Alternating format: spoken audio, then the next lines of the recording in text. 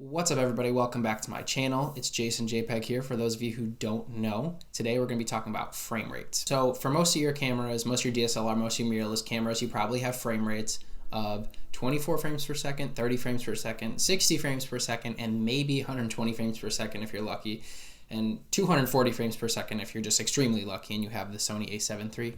I wish I had that.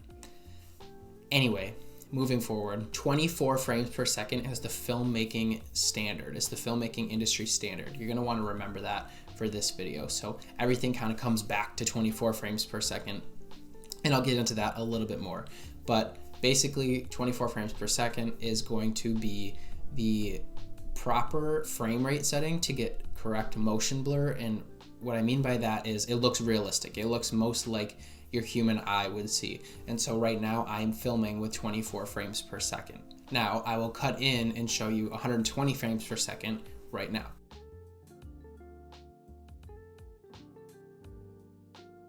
As you can see at 120 frames per second, if I move my hands, you're gonna see it looks a little different than 24 frames per second. So what frame rate should you film at? Why should you film at that frame rate?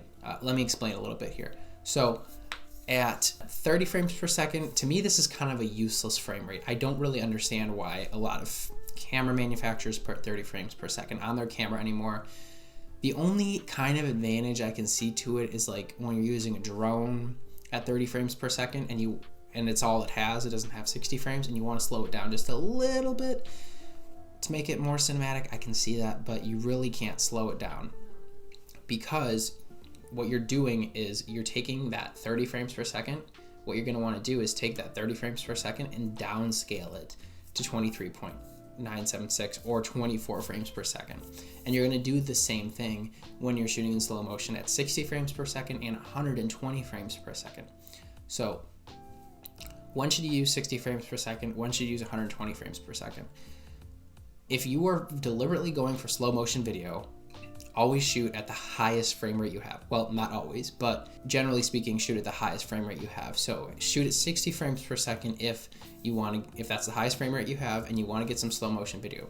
Because once you shoot at 60 frames per second, once you go into your computer, you're going to want to slow that frame rate down to 23.976 or 24 frames per second, either one, doesn't really matter. And that way you're going to get a 24 frame per second time code out of that slow motion video. So you're going to get nice, smooth looking slow motion video, and it's going to be the correct frame rate.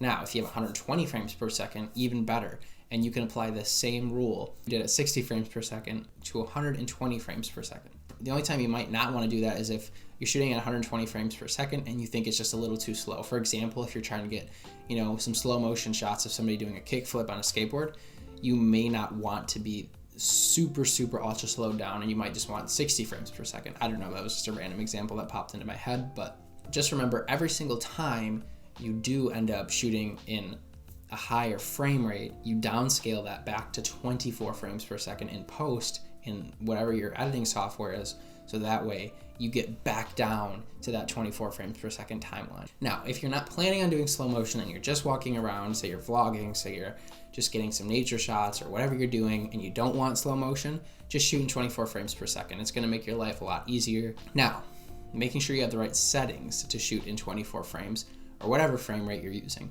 You always want your shutter speed to be double your frame rate. So if you're shooting at 24 frames, you want your shutter speed to be 1/50th of a second. You're not always gonna have exactly double. For example, I think if you're shooting at 120 frames per second, there's not 240th of a shutter. There's 1/250th. That's okay.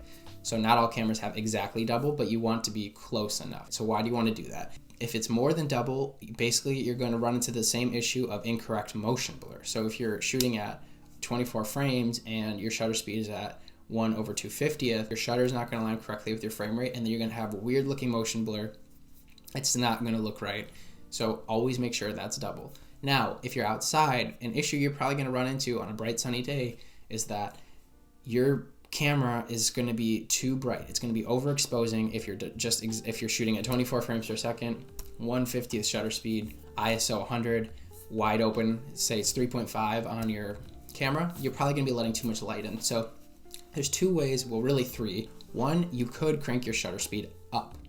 And that's a quick solution, but it's going to look weird with your motion blur.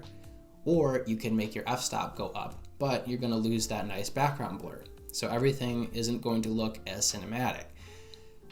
Or the last and my recommended option is you get what's called a variable ND filter for your camera.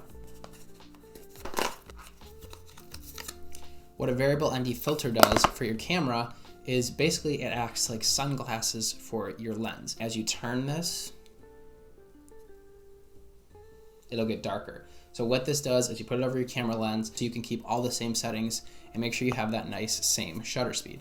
So to wrap up, basically what you want to know is 24 frames per second is the filmmaking standard. Pretty much every camera has this, every DSLR has this.